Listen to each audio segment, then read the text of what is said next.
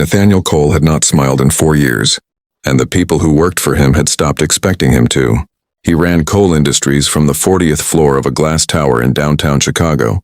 and from that height the city looked like a machine he had built with his own hands, cold and precise and utterly under his control. His employees called him many things behind closed doors,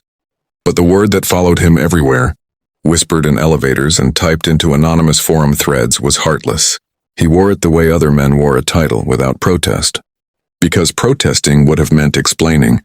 and he had long ago decided that explanations were a luxury he could no longer afford. His mornings began at 5, his meetings ended in silence, and his evenings dissolved into the amber light of an empty penthouse where the only sound was the hum of the refrigerator and the occasional creak of a building settling into itself, the way old grief settles into a man who has stopped fighting it. 4 years earlier, Nathaniel had been a different person. A person who laughed at his wife's terrible jokes and burned pancakes on Sunday mornings and believed, foolishly, that love was a thing you could keep if you simply held on tightly enough. Then came the accident on a wet November highway. The kind of accident that takes 11 seconds and leaves behind a lifetime. And Sarah was gone. And with her went the last soft part of him that had not yet calcified into armor. He buried her in a cemetery outside the city, visited her grave exactly once and never returned. Not because he did not love her still, but because grief for him was not something to be visited. It was something to be outrun, and so he ran, in board meetings and hostile takeovers and 18-hour days, until running became the only shape his life still had. On the evening that would quietly undo him, a storm rolled in off Lake Michigan the way storms do in that city. Without warning and without mercy, turning the streets into rivers of reflected neon within the space of 20 minutes. Nathaniel had stayed late, as always, reviewing a merger that would swallow a smaller company whole. A company whose employees he had never met and whose faces meant nothing to him because faces, in his experience, only gave you more people to lose. His driver had been sent home early due to a family emergency, a rare crack in the otherwise seamless machinery of his life. And so for the first time in years, Nathaniel Cole found himself standing beneath the awning of his own building, waiting for a car that would take another 20 minutes to arrive, watching rain fall in sheets so thick they blurred the traffic, lights into smears of red and gold. It was there, beneath that awning, that he first saw her, though saw is perhaps too gentle a word for what happened. She came half running down the sidewalk with a cardboard box held over her head as a useless umbrella, her sneakers soaked through, her cardigan plastered to her shoulders, and when she reached the awning she nearly collided with him, stumbling back with a startled laugh instead of an apology, as if the absurdity of the moment had simply overwhelmed whatever manners she might have otherwise offered. Her name, he would learn later, was Emily Hart, and she worked 2 floors below, his own offices as a junior archivist for the building's records department, a job so far beneath his notice that he had walked past her 100 times without once registering her existence. But that night, soaked in laughing at her own bad luck, she looked up at him and said, without a trace of recognition or fear, "You look like a man who has never been caught in the rain before." And something in Nathaniel Cole, something he thought had died on a highway 4 years earlier, twitched awake. He did not smile, not yet, but he found himself offering her his umbrella, the one his assistant had pressed into his hands that morning, out of habit rather than need, and when she hesitated, insisting she couldn't possibly take it from him, he said the first unguarded sentence he had spoken to a stranger in longer than he could remember. "I have a car coming.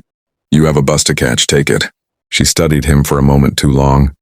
the way people do when they are deciding whether kindness from a stranger is a trick, and then she took the umbrella, thanked him with a warmth that felt entirely unearned, and disappeared into the storm, leaving him standing there with rain misting onto his shoes and a strange, unfamiliar ache in his chest that he could not name.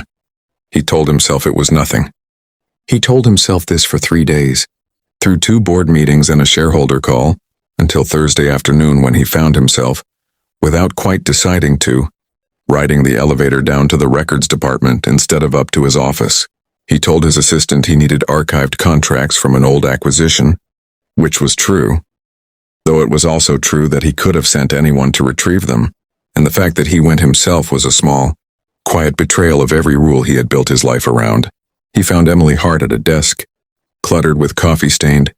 folders and a small potted succulent that seemed determined to survive despite the fluorescent lighting, and when she looked up and recognized him, her whole face changed, brightened, in a way that made him acutely aware of how long it had been since anyone had looked at him like that, like he was a person and not a problem to be managed. She returned his umbrella that day, dried and folded neatly, and thanked him again, and when he asked, almost against his own will, whether she had made it home safely,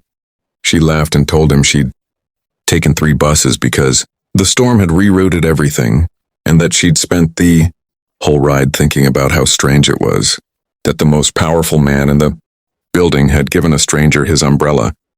and not said another word. He found himself for the first time in 4 years without a ready response, and in that silence, something shifted between them, small and fragile as the first crack of light through a shuttered window. What followed was not a whirlwind,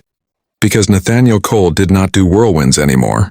but a slow and careful unfolding, the kind that happens when 2 people who have both been guarding something begin, tentatively, to set their guards down. He began finding reasons to pass through the records department. She began leaving small things on his desk when she delivered files. A sticky note with a bad pun, a photocopy of a comic strip she thought he'd find funny, gestures so small they should have meant nothing, and yet each one landed on him like rain on parched ground, soaking into places he had thought were sealed forever. He learned that Emily had grown up in a small town in Ohio, that she had moved to Chicago after her mother passed away because she needed a city big enough to disappear into, that she filled her loneliness with library books and long walks instead of ambition, and that she had never once, in the 3 months she'd worked in that building, tried to use her handful of interactions with him to ask for anything, not a promotion, not a favor, nothing but conversation freely given. It was Emily who first made him laugh again, a real laugh, unguarded and startled out of him during a rainy Tuesday lunch break when she attempted badly to describe the plot of a movie she'd seen the night before, getting so tangled in her own explanation that she gave up entirely and just said, "You had to be there." And he laughed, actually laughed, a sound so foreign in his own chest that he sat there afterward stunned by it, the way a man might be, stunned to discover a muscle he thought had atrophied still worked. Word spread through Cole Industries the way word always does, quietly at first and then all at once, that something had changed in their CEO, that he had been seen smiling in the elevator, that he had asked someone in accounting how their weekend was and waited, actually waited for the answer. They called him Heartless still out of habit, but the word had started to lose its grip, the way ice loses its grip on a window when the sun finally comes out. But Nathaniel Cole was still a man built from grief, and grief does not release its hold simply because something good has arrived to compete with it. There came a night, 3 months into whatever this had become between them, when Emily asked him gently about the photograph on his office shelf, the one of a woman with a bright, easy smile that he never spoke about, and he shut down so completely, so instantly that she watched 4 years of loneliness reassemble itself behind his eyes in the space of a single sentence. He told her in a voice stripped of everything that he did not deserve to be happy again, that happiness was something he had forfeited on a wet highway the night his wife died, and that whatever she thought was growing between them was a mistake he could not allow to continue. He asked her quietly not to come to the records department anymore, and he walked away before she could answer, because he could not bear to watch her face while he did it. For 2 weeks,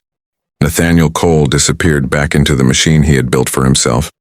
working later, speaking less, and the people around him noted with a kind of grim resignation that whatever brief thaw had occurred was over, that the man they called Heartless had simply been reminding himself of the role. But grief, it turns out, is not the only thing that does not release its grip easily. Emily Hart, who had lost her own mother and knew intimately what it meant to carry a wound that never fully closed, did not disappear the way he expected her to. Instead, on a Friday evening when the sky over Chicago